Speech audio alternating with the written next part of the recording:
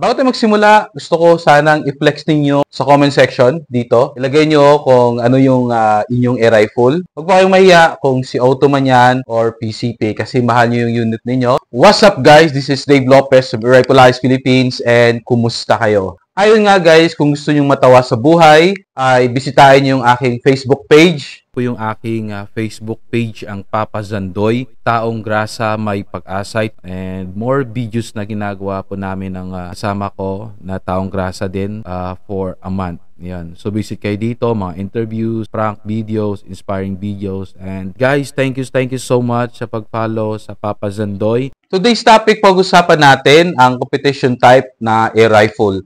Ano yung specs nito? At saan po tayo pwede mag-inquire? Papakita ko na po yung aking, got ka! Woo! Ibang klase to.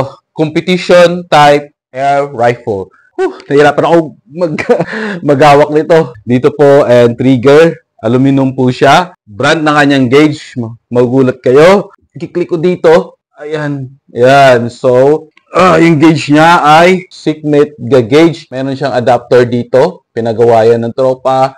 Mura lang po yan. Yung kanyang regulator, ayan o. Cricket po yan na original. Yung tangke natin is 0.5 liters na aluminum battle tank. Yung kanyang scope naman po, high mount. Meron yang logo ng Discovery. Original po yan. At yung scope naman natin, 525 by 56 SFIR-ED. Teka lang, pahinga muna ako. Explain ko bakit mabigat to. Kasi po ito ay competition type. Meron po siyang sikretong bakal dito na para maging mabigat pa po yung ating unit. Meron siyang rail dito para lagayan ng bipod. So balik tayo sa scope. Yung scope niya is ED. Napakaganda, napakatibay. Wow, lupit.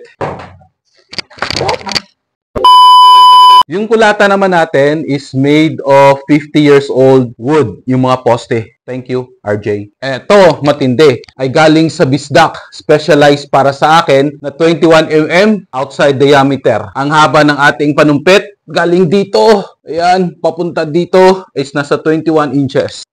Mic link suppressor. Meron din siyang mga barrel weight. Yung ating panumpit ay pwede po siya sa .22 na caliber. Swing type, napaka-smooth. Yung gusto ng ating unit ay GSB pellets or mga imported pellets na 5.5mm. Mga local pellets naman na ating gagamitin, like for example, yung Meteor, Astro, Super Zero, Silver Streak, na malaki yung mga skirt, kailangan po nating i-resize. Para ako nag-weights nito. Sobrang... Ano po yung reason bakit mabigat to? Ay yung bigat po niya, yung makapag-stabilize sa ating unit. Parang hindi na ako makapagsalita. Ang unit na to ay super accurate. Kung makita niyo mga previous videos ko, doon kayo makahanga sa gaytong asing unit. Yung kanyang FPS or feet per second ay nasa 809. Meron din siya dito guys, oh. Ayan. Adjustable yung cheek rest natin and shoulder rest natin.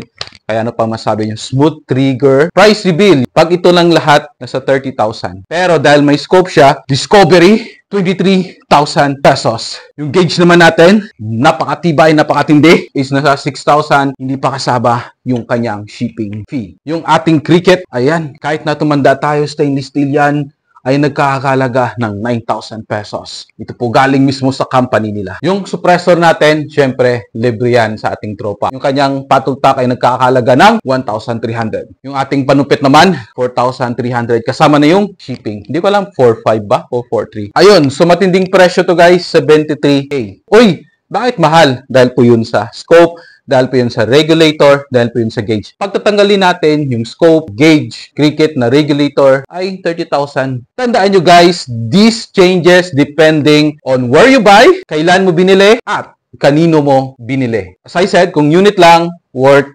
30K po siya. Ang kagandahan naman guys sa unit na to, lifetime warranty po siya. Hindi pa kayo nagkakamali. Lifetime warranty.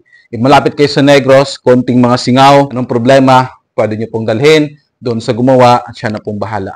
May reference na kayo pagdating sa ating air rifle. Kaya, nag-enjoy na tayo ngayon, may alam na tayo ngayon, hindi na po tayo maisahan. Sa BR25, papuntang BR100, kayang-kaya po ito. Di nga, sure? Alam niyo naman, ang hammer type, mostly ginagamit po yan sa Pinas. Budget meal ng mga presyo, less maintenance. Tama, less maintenance to. Alam ko kasi, hammer type user ako. Sa karga naman guys, pwedeng kargahan to ng 3,000 PSI. Sa ganitong klaseng unit, makapag-enjoy ka na at the same time. Tapos pwede mo siyang gamitin kung kailan mo gusto. In conclusion guys, may reference na kayo. Disadvantage nito guys, sobrang bigat niya. Single shot at gano'n na din, nakakapugi. So, pag meron kayo nito, poging-pogi na kayo. If you want naman na pagain yung unit na to, tanggalin nyo na tong sikretong pabigat ko, yung molye na makapal. At gano'n na din, palitan nyo ng carbon fiber, 0.5 to 0.80, swak na swak, di ba? At gano'n na din guys, palitan nyo na rin ng scope, 416x44. Siyempre, Discovery pa rin. Maraming available sa online. Wow na talaga. Di ba? So, 30K, sulit na. Alright guys, so hope na may reference na kayo sa ating competition type na PCP. Sobrang pawis ko na. Pwede nyo ma-enjoy to pang field or pang competition. Wala tayong problema. Once again, this is Dave Lopez ng Rifle Hobbies Philippines. Always remember to chill, keep safe, and enjoy. Mabuhay ang Pilipinas. Hindi ko na kaya. Peace out.